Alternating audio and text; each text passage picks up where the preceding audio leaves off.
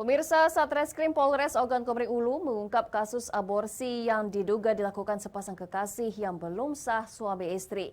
Polisi menemukan makam di kebun rambutan kawasan Kemelak, Batu Raja Oku. Sepasang kekasih yang belum suami istri diduga melakukan aborsi.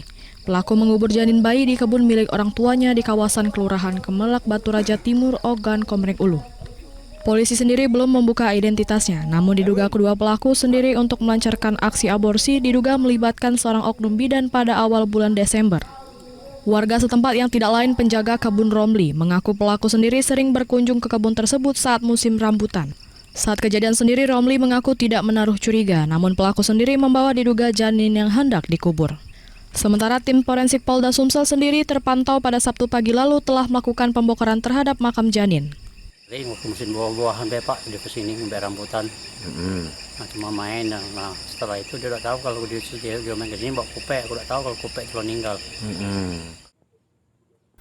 Kapolres Oku AKBP Arif Farsono sendiri mengaku telah mengamankan pelaku dan pihaknya sendiri telah melakukan upaya dan langkah untuk melakukan pengungkapan kejadian sebenarnya dari peristiwa tersebut.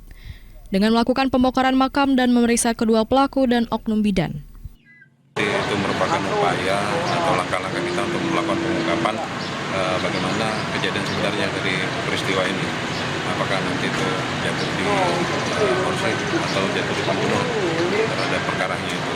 Nah, itulah rangkaian penyelidikan kami lakukan. Dari Ogan Komering Ulu, Widori Agustino, iNews melaporkan.